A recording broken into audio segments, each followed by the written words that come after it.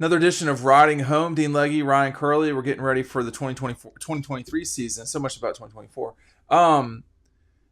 The biggest change, obviously, in the coaching staff, Ryan, is going to be the addition of Mike Bobo and the departure of Todd Monken, somebody who's been. I mean, I don't know how you could have had a more successful run as offensive coordinator than what he had. He lost 2 games, lost 3 games and won 2 national championships. That's a pretty impressive run of things. What should people really expect from Mike Bobo coming into this thing? I don't think that there's going to be a huge change. I think this is still an offense that has a lot of talent and a lot of carryover. It's not like Carson Beck is a new quarterback that's coming in. He just sat there in that system. It's not like Mike Bobo has never been here before. He was, on the staff last season. He has been at this before at this position as an offensive coordinator. So I don't think it's going to be terribly different. There's different personnel on the field. I think you should still expect Georgia to put up close to 40 points per game. Is that really stupid to say? I think that's probably what's going to happen again. I don't. That's probably a very good question. I don't think it's stupid to say that. Let me go back and look at some of the numbers from recent past. I mean, Mike put up 40 before that was a pretty common thing at Georgia. I just think it'd be easier for him to accomplish that now with the way the game's played, with the personnel they have. I mean, even taking away all the players that they lost in this offseason, just look at like who, we assume it's Carson Beck, who Carson Beck is going to get to throw to. I mean, you still have Bowers and just all sorts of receivers. You got new receivers. I think people like Dominic Lovett are probably going to have pretty important years. There are a lot of older players on the offense that want to get drafted, right? There's a lot of receivers in their junior and senior year. I think it's a big year for a lot of those players, and Carson Beck's got the arm to do it. So I think it's going to be a good offense again. I know we talked months ago. I still worry a little bit about the run game, but I don't think it's going to be a bad run game. So what's your concern there?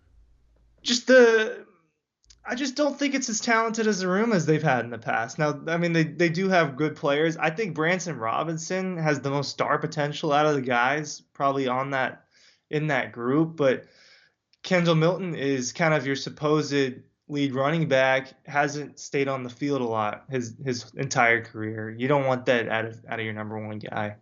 Yeah, he definitely has had a harder time than you'd like to see. But does that mean he's ready for a breakout? In 2014, when Hudson Mason was the quarterback, Georgia scored 41.3 points a game, number 8 in the country. A season ago, though, and this is something that Ohio State was very concerned about. Georgia scored 41.1, easy enough for me to say, points a game. So Mike was number 8 in the country. Todd Monken was number 4. They say scored the same amount of points. Scoring's changed a little bit. Make sure you're picking up Double Dogs today. When you do, you'll get the 2023 preview included in it. These ran out last year, so make sure that you're getting them while you can. Okay. I think the problem with Mike Bobo has always been, no matter if he has been the whipping boy at Georgia for a long time.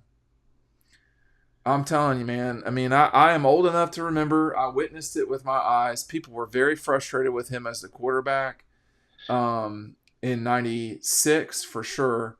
He got hurt in 95 when he was, when Mark Richt named him to be the offensive coordinator in 2007. He was calling plays in a lot of 2006. He called the whole game against Georgia Tech and Virginia Tech.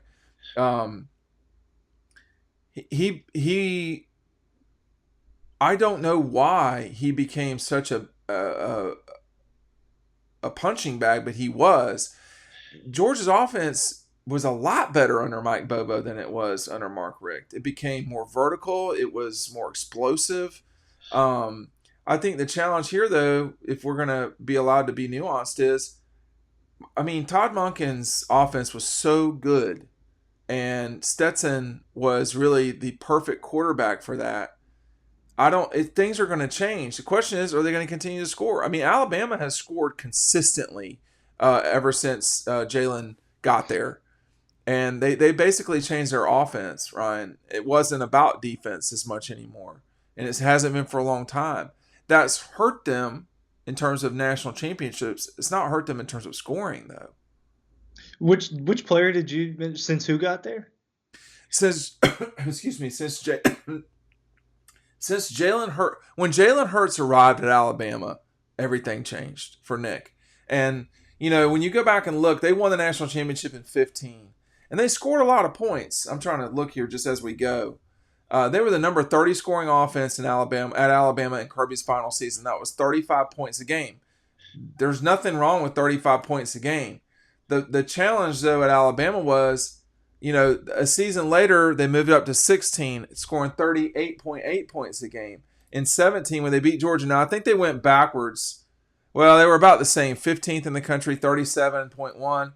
But it was really Jalen Hurts and that style that changed everything at Alabama, and they just zoomed away. They scored points like crazy. Yeah, I think a lot of we talk a lot about just straight up points, right, as a measure to determine the success of the offense, but it's going to be other stuff, how well they do on different downs, like third down, how well they do in the red zone. They've done well at almost everything the last couple of years under Todd Monken, and I think that's where the pressure really comes with Bobo is, look, they won 2 national championships, and Monken goes back to the NFL. I think that it'd be way different as far as people freaking out about bringing back Mike Bobo. Do you actually? This is a good question. Do you think people? Because some people, and it's not. I don't want to say it's the majority, but some people aren't receptive to the Bobo hire. Do you think those people would be less receptive if Georgia hasn't been as successful the last couple of years? Oh, they'd be jumping off Yeah. bridges. Yeah. Yeah, let me add this real quick too.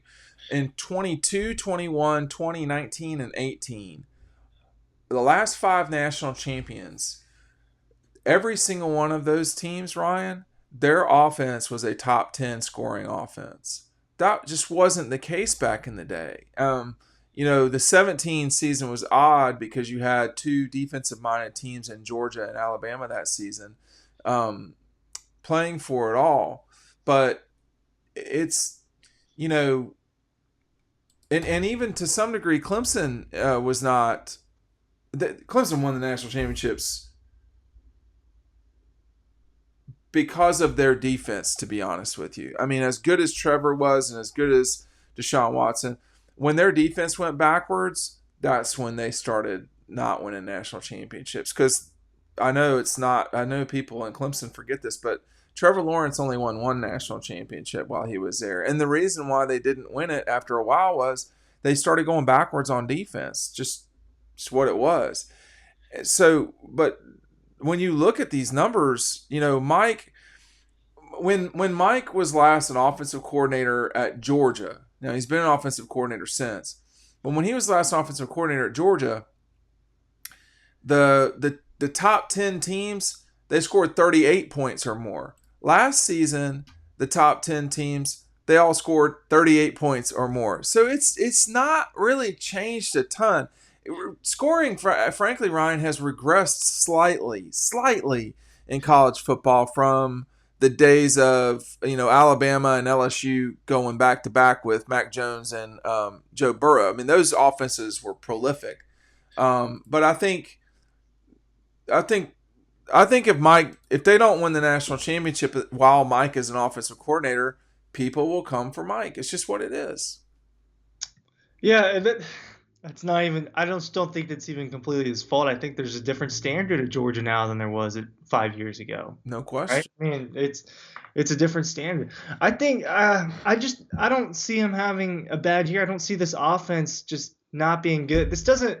To me, this is not like 2018 where the offense is solid, and then 2019 there's a huge dip when Oh, they yeah. when they switch to Colt. Like I just don't think that. I think it's completely different from that, and the talent is just it's too good. I just think with these teams, Georgia just keeps replenishing with other players, and I think they're going to be better than most of the teams they play, if not all. And I think that it's going to be easy to score points. I think you're going to get to see a lot of people on offense. I think you're going to see two or three quarterbacks in some of these games because Georgia is going to probably have a few blowouts at the beginning of the season. Here's what one assistant coach had to say about Mike Bobo, and I think this was in Athlon. Says Mike Bobo is going to do exactly the same thing as Todd Monken. Tell the quarterback he has to just be efficient enough to move the ball around and stay out of negative plays, and two. He'll have the two best receivers in the SEC that just transferred in, plus Brock Bowers, like 5 starting running backs and an offensive line that's massive and NFL good. The one thing that perhaps is not talked about enough is just how good the offensive line that's returning is. That's going to matter a lot. Mike had good offensive lines. These have been great offensive lines at Georgia. That matters a lot too. Yeah, it's 2 years in a row there was an argument for Georgia's offensive line to win the Joe Moore Award, and they should probably be in contention for that again this coming season. You know what I think is going to happen is UT Martin, Ball State. I'm just looking at this. They're going to blow a ton of these teams out in September, and they're going to put up 50 or 60 points, and people are going to go on there, Mike Bobo did it. And We'll we're going to see. have to wait and see until they get later. But We'll I see. just can see Georgia consistently putting up 40 points. Well, I don't disagree with that. I mean, I want to see it. I mean, I have to say the first few games, if you're not hitting 50, what's the reason why? I mean, is it that you is it are you hitting, are you not hitting 50 because you shut it down? I mean, like, what's the reason? And I think that's the important part, is to understand why something doesn't happen. But these games, I mean, they're just so much better than the teams they're playing. You would think that they would really score. Yeah, I mean, I think that's what's going to happen. I think they're going to put up a lot of points this season.